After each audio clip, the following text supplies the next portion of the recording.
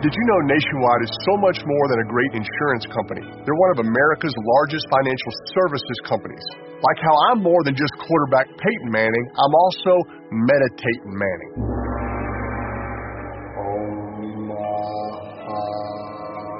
For your insurance and financial needs, Nationwide is on your side. Nationwide Investment Services Corporation, member FINRA, Columbus, Ohio. Listen in.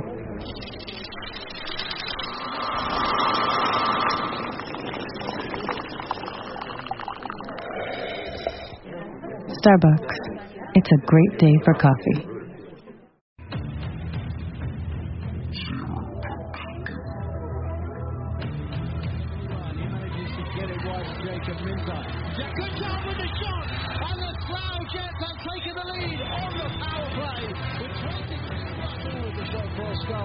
No need for the save from Lord, and Campbell finds himself in, and it's 3-1 to the Chelsea Chieftains.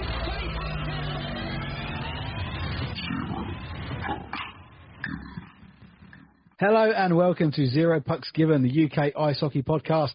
We're in partnership with the Hockey Art Co, hockey clothing for hockey people, worn by the best and hated by the rest. You can get 10% off everything at hockeyartclothing.co.uk when you use the code ZP10. We're also in partnership with Manscaped, male grooming products redefining the gentleman around the world. You can get 20% off everything at manscaped.com when you use the code 0pucks20. We are also on the Sports Social Podcast Network, the largest sport podcast network in Europe, and we're absolutely thrilled to be a part of it. And we are partnered up with 2 Minutes for Trading, creating trading cards and collectibles for your local club. One of the clubs that they created those trading cards for was Solent Devils, and there was one including this man. Absolutely honoured to be joined by Drew Campbell. How you doing tonight, mate? Yeah, not too bad. How are you doing? I'm well, mate. I'm well. How are you enjoying retirement? To be honest, weekends have been great. I've gone down to see a game down at Solent against Invicta. Other than that, taking stepson around to his game. He plays for Swindon under 14s and that. So yesterday, cooked the roast dinner. So you've actually got a weekend to yourself for the first. Yeah. It's quite difficult after so many years. It's just good. So the body feels a touch better on a Monday morning now. Oh, easily, yeah. Yep. It's not only Monday, Tuesdays, and Wednesdays too now. So, I mean, last year was your final year playing in say, this country or any country. You have played in a couple of different countries across the world. And it was another nearly moment for yourselves with Solent Devils. Got to a second consecutive playoff final. Yeah. We spoke very briefly on the Saturday evening at Ali Pali after you'd beaten Streatham. You were enjoying a very well-deserved beer after that performance. But in the room, how did that feel, sort of finishing on that note? Was it a little bit bittersweet? Yeah, of course it is. You always want to win. You want trophies. You want team stuff. But, and I sat beside Scotty that whole weekend. And, he was finishing up too. He moved on. I think he's over in Thailand right now teaching with his wife and everything. But, yeah, it was quite disappointing, obviously. But then again, you made the final again. And, second's better than third, fourth, and anything else. But still not number one. No. And you, I think a lot of people were expecting to see a guard of honour at Ali Pali. But you did that at the final home game in Gosport, didn't you? Yeah, we did. Because, Strauss and we were played Invicta. And he had his the night before. And, so they just did one for me at Solent the next night kind of thing. So, that's probably much the end of it. I don't think, I don't know if I really would have wanted it, that final one after the loss. So I was okay with it. I was fine with it. Yeah, I say it's a lovely moment for everyone to see. But as you say, after a game like that, it's probably not exactly what you're feeling at the time, is it? Yeah, no, exactly. So you've had a very long and illustrious career. I've had an absolute technical nightmare where I've realised that I don't actually have any of the questions that people sent in, so I'm going to try and remember them. I'm really sorry that I've had a technical nightmare. But we'll go back to the very, very beginning, because your elite prospects, just imagines that you didn't exist about 20 years ago. It's like a gap. Is it? haven't really gone to Elite Prospects personally, so I don't know. I did have a message earlier today from Dylan, who creates the trading cards that we're using that Solent did, and he asked me to ask you about grinding in the NHL in Canada. Grinding? Yeah. I'm not 100% sure. What do you mean grinding? I'm not entirely sure. What? No, I don't know. It's just a tough gig to get in the NHL. Everybody knows that. And then when it opens, but never, made the NHL, obviously. So I'm not 100% sure what he's on about there. No, it may have been a spelling mistake or maybe an autocorrect to NHL. But take us back to the beginning there, mate, because as a Canadian guy, there's not really much other option, is there? It's just ice hockey that you're going to play. To be honest, that's quite funny because in high school I did a lot of sports. I played soccer, football, did everything, volleyball, basketball. And I remember I was in grade 9 and my high school gym teacher came up to me and he just went, no, it might have been grade 10, somewhere in there.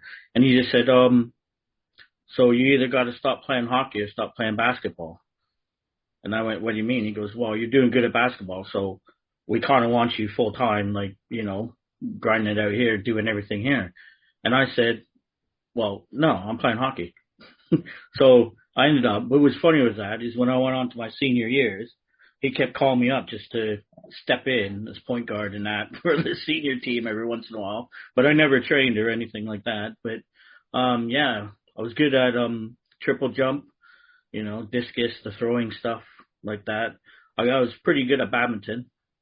Yeah, I used to make quite a scene in the badminton in Canada. So I think with hockey, if your hand-eye coordination, especially on skates, if you talk to probably 89% of the players, they're probably good at a lot of other sports. Yeah, I've noticed that quite a lot, particularly as you say with the hand-eye, bit of golf and the likes. You don't mind swinging a club every now and again, do you?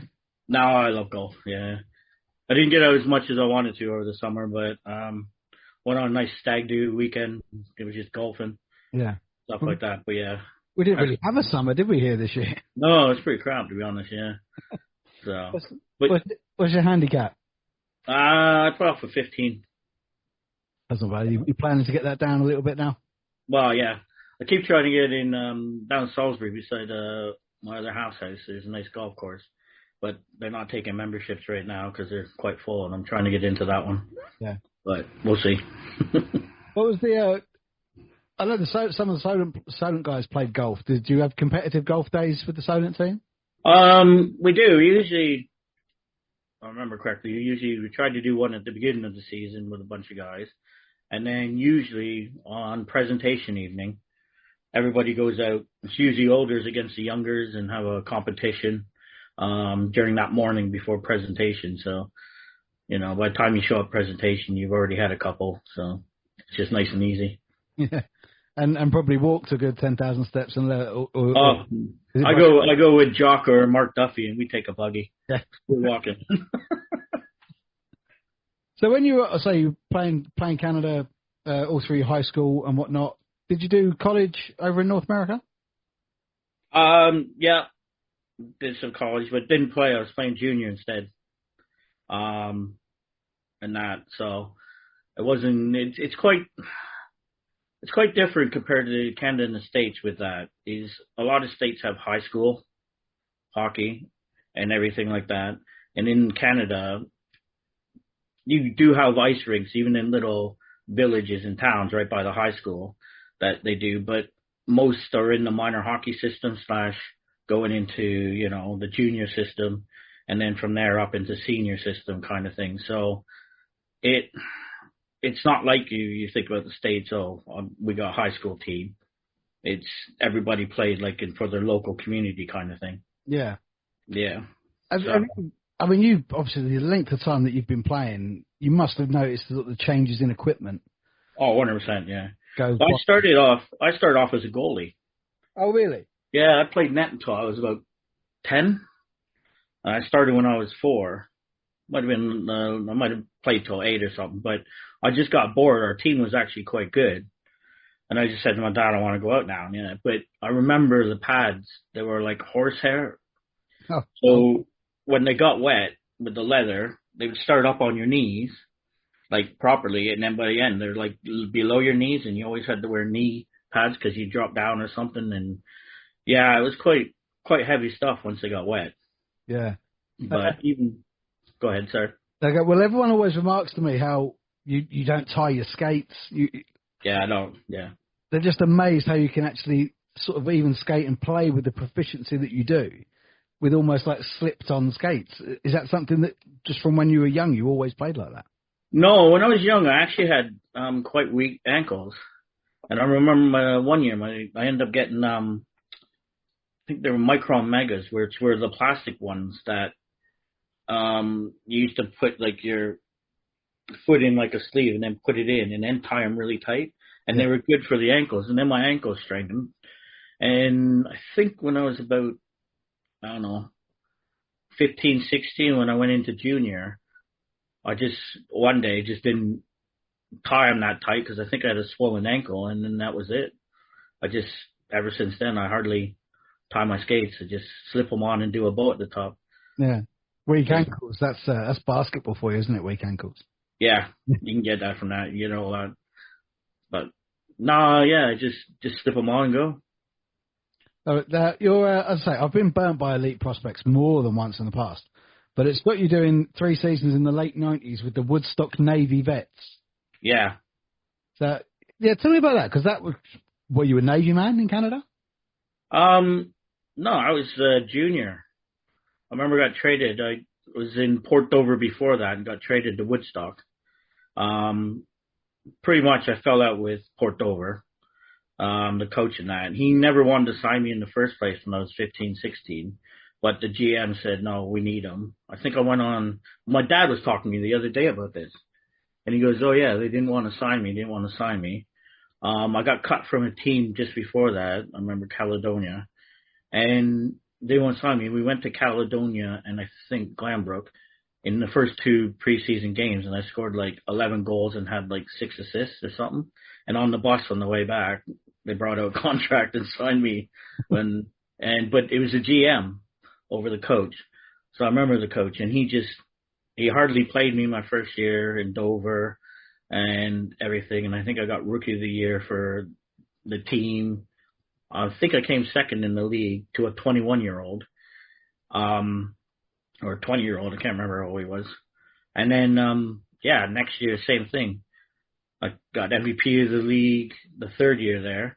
And then I was just like, and he's not playing me enough, like as much. I was like 3rd-line centerman. So I just went now. So I decided, I just told him I'm leaving. I'm not coming back. And they were like, well, we need something for you. So I remember Dave Bogart was my coach in Woodstock, and he just called me up out of the blue and just said, we want you. And so they pretty much, it wasn't really traded. It was pretty much bought. Yeah. They sent over some money, and that was it. But Woodstock, it was a great place to play. There used to be this rink downtown called the Perry Dome, and it was like 90 years old, and it was right on top of you, like the stands are right on the glass, and it's up higher, and it just filtered way really high. And I remember playing there, and when we were in the playoffs, like you'd go drive there halfway, like during the day to go get your stuff or have your meal, and there's people lined up around the block trying to get tickets. Like it was crazy, that place. And then they moved to a brand new rink the year after, which is just unbelievably. It's an Olympic-sized rink, but they also have a pad beside, so we trained on both sides. Yeah. So we could get used to a smaller rink that we go to, like in Norwich or something, and the big ones where we go to. So, but yeah, it was a good few years there. We did good. Yeah, love it. How far up how far up the system did you get in Canada? I was in OHL draft at that, and everything, but I played just the league below that, Junior B, part of it. So, but it all came down to college got in the way and everything. So it was where you're going to go kind of thing. Yeah. What was your sort of your academic class in college then? What were you studying then? Funeral services. Really? Yeah. Well, it is ironically a job for life, isn't it? Because Yeah. people are always going to die. Yeah, I know someone who's got. Yeah, back home it's you actually have to have a license. Like over here, I did it over here when I first moved over here part time and everything, and yeah, and then when I ended up going full time with it, but I just didn't like the way they handled it over here, kind of thing. So got out of that, and then got into the engineering, which I'm in. Yeah. So what brought you over here then? Was it work? Well, my parents moved over here first. My dad's originally from Preston. He came over here. I finished college, all that stuff, and then no, I think it was Oxford just starting up. Oxford City Stars were just starting up. Yeah. And my dad was coaching Bracknell under 19s at the time, I think. And his manager was starting up this team in Oxford. So me and my mate Rob, it was a goalie back home, we came over, did tryouts, and they wanted me and they stayed, and then didn't want me, and then so I just went down to Basingstoke. But within the first, I think, 3 months, I ruptured my groin, so it was it might have been later on in the year, I can't remember, but I went back to Canada for the summer to get operations and surgeries on it. Yeah. Yeah, that's a nasty one, the groin. Yeah. Oh, yeah, it was horrible. Has it ever been quite right? Yeah, it's been fine. They literally told me I probably wouldn't skate again. Wow. When I did it over here, I went back and they did some laser surgery on it and pretty much welded it back together because all the tendons were gone. And then within, I think it was 3 months, I was on the slippers in the pad going back and forth to strengthen it. And then by the start of the next season, I was ready to go. All right, and then you come back here to carry on playing. Yeah. Yeah, I came back over here playing baseball. Yeah. So that would have been the sort of like the ENL days. ED1. ED1. Yeah. Yeah, it was ED1. I think in 23 we played was Altrincham and won the national title. So that was a pretty good one. What was the standard like here then in comparison to what you played out in Canada? Higher up leagues. Yeah, it'd be, you get lots of guys from Canada that would play, higher up leagues and stuff like that. So it all depends. Yeah, it's pretty good. Yeah. Go ahead. Now, it's something that's, as you say, the top leagues have always had a lot of imported players here. Yeah. But I think the lower levels are actually starting to improve drastically year on year on year. And a lot of imported players have actually sort of noted how good the British talent actually is. Yeah. Well, you see that, I went over with my partner and a few friends and that, and her son, and we went and watched Canada against GB over in Czechia. Yes, you were. Yeah. So, and it was crazy. I was the only one, literally the only one in the group that had Canada on, but, GB put a great show on, and they're still doing it, so. You messaged me in the morning and offered me a ticket because you had a spare ticket going. But yeah, we did have one, yeah. I played with this guy called Yuri in Canada, in Woodstock, and he was in Finland, he's from Finland, and I was talking to him, and he was just he goes, "Oh, where are you going?" I said, "Oh, Czechia." He goes, "Oh, I'm going there tomorrow." I said, "Well, come over earlier. I got an extra ticket."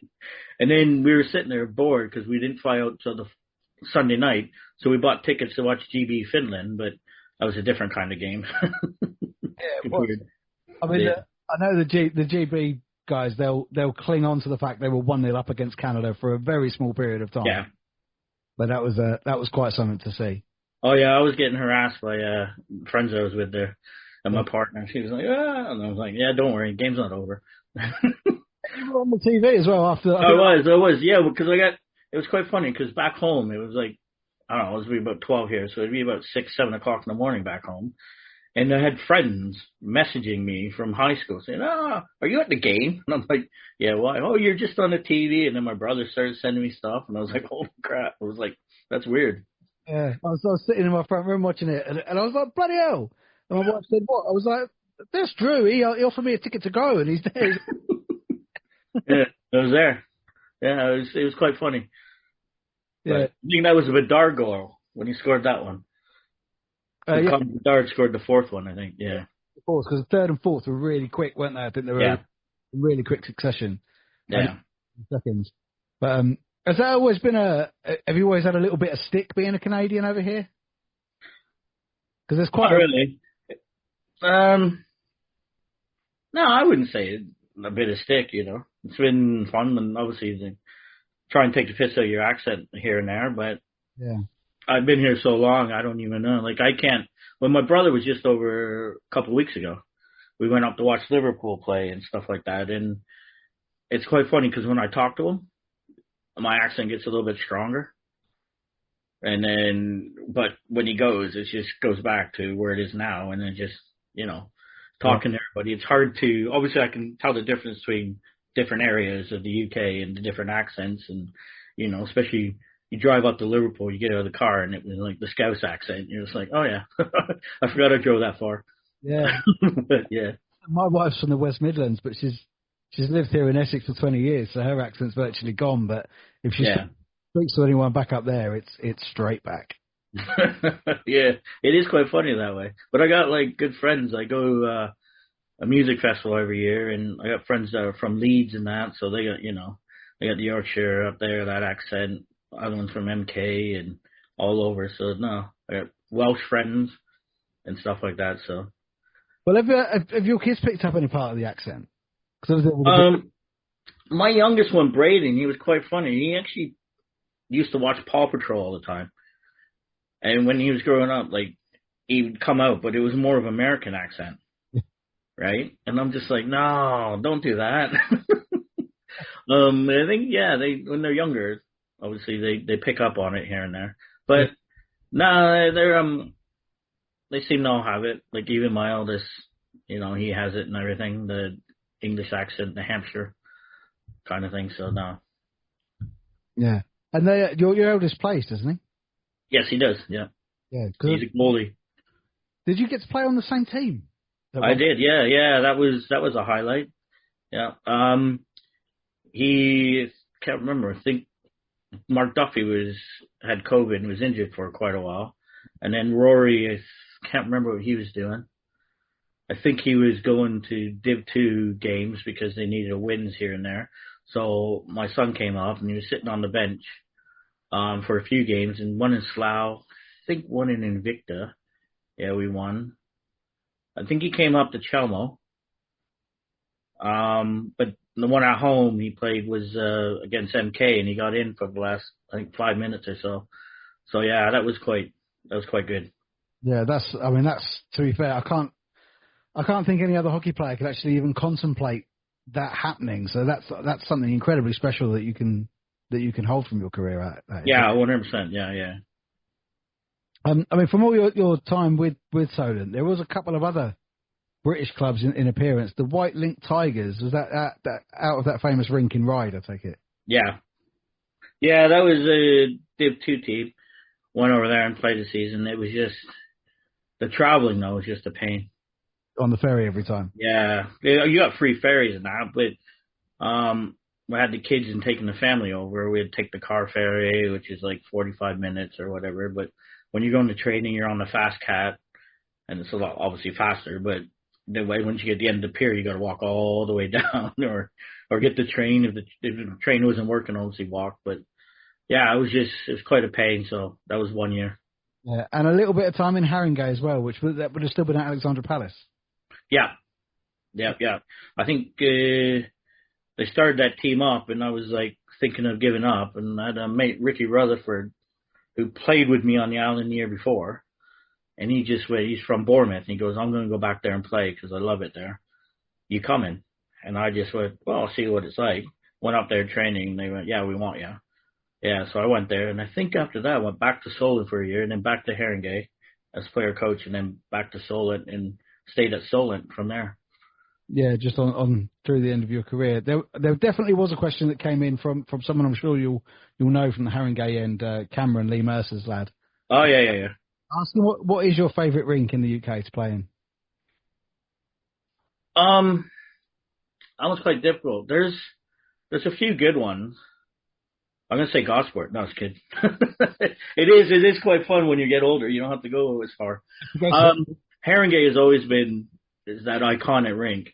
When we played on the finals weekend, when I played there, the ice wasn't exceptionally good and it had netting, but now it's got the glass and the ice is there. But I always like Slough's ice.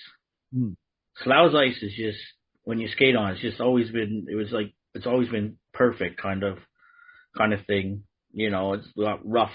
It's not anything else. It's always been smooth. The Slough ice surface has been great. Atmosphere, probably a Haringey. It's a bit different now because you could hear everybody before with the mesh. Now with the glass, it kind of bounced back to the lower levels. You don't get the upper people. Yeah. I'll say from my experience of being up at the top of the stand at Alexandra Palace for the finals, it's incredibly loud in there from outside. Yeah. I wouldn't doubt it, yeah. But, yeah, I think those two. I think the ice surface-wise, Slough has always had a really good, pad to skate on. Yeah. So, yeah. Do you have a particular highlight from your time playing at all? Just one moment where you can look back and think, yeah, that was it. Literally, when my son came on the ice, I was supposed to get it changed, and I went straight down to him. I did have some tears in my eyes, and just told him he's got this. That one stands out. I think after that is just any time a team wins a trophy.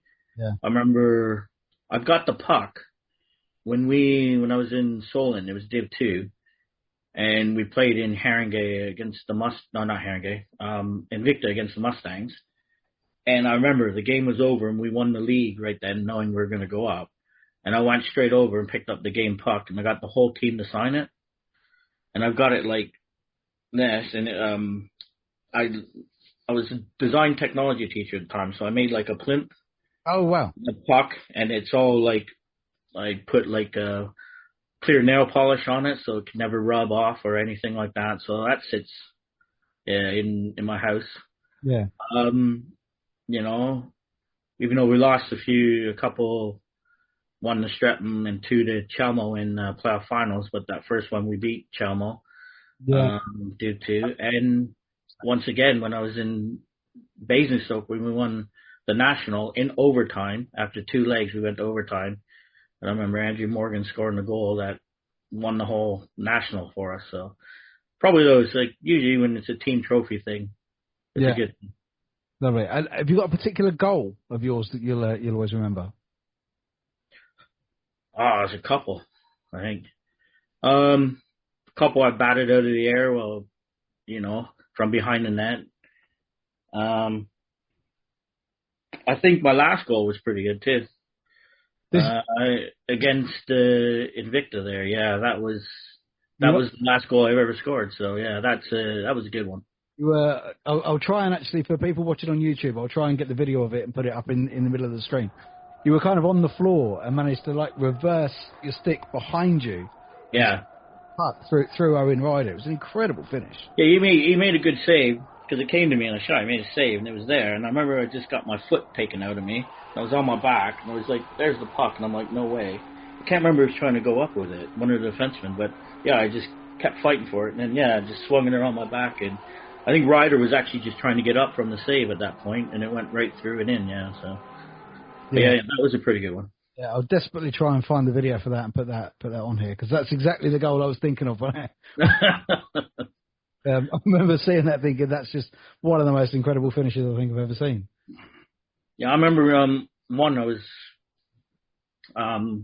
against Cardiff Fire at our rink, and I was behind the net. And I saw the puck, it came up, I flicked it up, and it was going over the net. But I waited, I batted off the back of the goalie from behind the net and in, out of the air. So that one wasn't bad, but there's probably other ones from long ago that, it's so long ago, I can't remember. Yeah.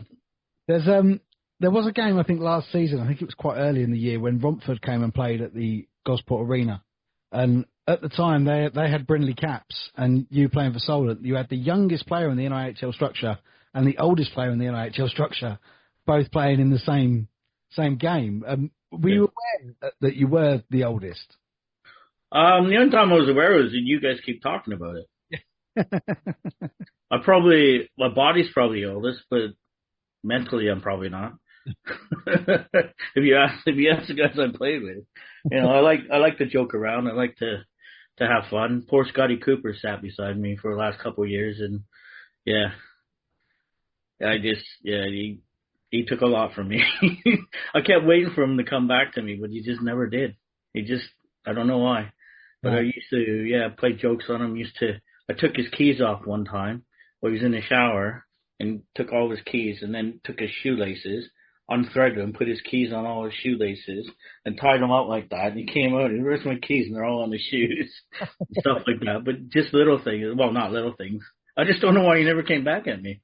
No, I must admit, Alex Cole was on a few weeks ago, and again just had told me about you sort of skating with your boots undone, and they all were just all in awe really of how you continue to play as long as you played, and always kept that fun attitude to it as well, because you can't play for that long unless you enjoy it, really, can you? Oh, 100%. And that's the thing. It is, I think Muzz said to you when he was on with you once, it is kind of an addiction, but you also have to have that support around you, right? Like, if you have somebody who doesn't want you to play, then, I've had divorces because of it, kind of thing, right? But, my partner now, her son plays, so she wants to be there, and if she's working, then I'll take him. I was up in Chelmo a few weeks back with him, under 14s. But yeah, so it's your support network. If they don't, because it is quite involved, it is quite, selfish, really. Yeah. You got to be you're a selfish person to play the sport and travel weekends. You have to give up weekends, and family. And that's what's weird is because I played hockey competitively since I was 4. So, 30 or 43 years, 44 years I've been doing it. And now it's quite weird having weekends. Yeah, but as you say, still traveling around doing the hockey dad stuff now. Yeah, I want to say, but at least I only have to be there an hour before a game instead of 2 hours or whatever it is. Going through ritual, I don't have to do that anymore. I can just sit there. Well, that's my next question. Yeah, rituals and superstitions. We all know hockey players are a bit of a strange breed for that. Did you have anything in particular? Yeah, I had lots. And if I had a good game, if I had something else, I went, I did that. So my ritual for a game was literally always put my left side on first, below, and then right. After that, I was always the first one, probably to leave the dressing room, and I would sit on the bench before the game or in between periods. Mostly because it was always hot in there. You go to some of these places, it's so hot in the dressing room. I just want to get out in the cool. And then I think just warm-ups, I always did the same thing. And right at the end of the warm-up, I always take 2 pucks into one corner and shoot from the goal line area, and then get off while everybody else is finishing other stuff. But other than that, comes to food or anything like that, there wasn't any meal, game day meals particularly. It was just whatever. Whatever you fancied on the day. I fancied that day, yeah. So, that's about it, really. And then always enjoyed a good drink after as well. Oh, I don't mind a drink. Yeah, it's not that bad. Have good fun. We always had Muzz sitting there. We had a game on Sunday and we had a home game Saturday. Just remember, I know we got a game tomorrow. But if we didn't have a game, I didn't mind going out with the boys, especially the younger guys and stuff like that. So we used to have a laugh. Yeah.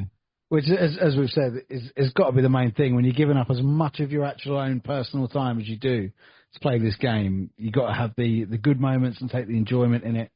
And I mean, are you missing that more than playing? I think that's why I hung around for the last maybe 2-3 years. It wasn't as much, how much ice time I'm getting kind of thing where it was before that. It was mostly the guys. That dressing room down in Solent is unbelievable. What everybody is is just so nice, so down to earth, and such a good family.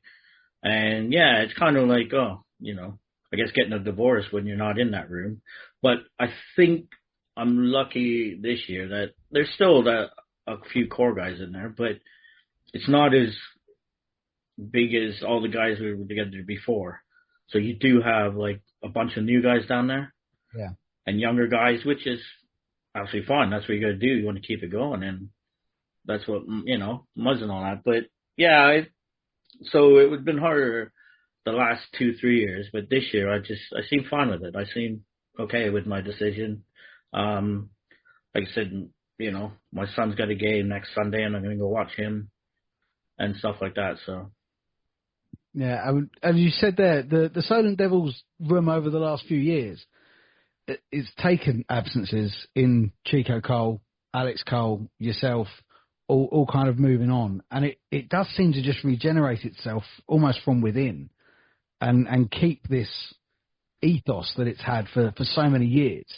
And it's quite a special club in that respect, I think. I don't think many other clubs have that close bond that it has within itself. Yeah, 100%. And I think that's down to, obviously, Muzz, but it's also down to guys like Prella Fox, Foxy, Mark Pitts, Dan Lackey. You get Kane there now, but not only that, you have Duffy. He's a big part of that, and he likes to, have some fun and, have a laugh in there too. And when you lose so many of the core players like they have, but still have the strength of those guys, it's a good room, and you talk to anybody, like I had Sutch sitting with me the last couple of years, and he's a quieter guy compared, and so is Scotty. But I think where we sat down by the goalies and that, it was like me and Duffy were the loud ones kind of thing, and then you had Muzz down there too across the way, which he was always quieter, especially when he's thinking. And beside you got Pitsy and stuff like that, and Foxy across the way, Mason Wild. So that group, and it just stays down there. I think it just goes up the room. And then when new guys come in, they just come in and sit down, and that's it. I think they just get involved in it. Yeah, which is always excellent to see. Mate, it was an absolute pleasure to watch you play for as long as you did play. I only sort of caught the last sort of 4 or 5 years of it myself. But you've had a fantastic career. It's been a real honour meeting you and speaking to you on the podcast as well. And, mate, I wish you all the best. Yeah, I'll let you know I'm around. I might try and get a Chelmo game down in Solent. Say hi to you. Well, I'll be down in Solent in February. All right. It's Solent, so we'll definitely hook up and have a beer. Yeah, no problem. Once again, my apologies to anybody who sent questions in, because I've had a technical brain fart, but hopefully we covered everything that everyone wanted to get covered. So, Drew Campbell, thank you so much indeed, mate. Thanks. I'll talk to you there.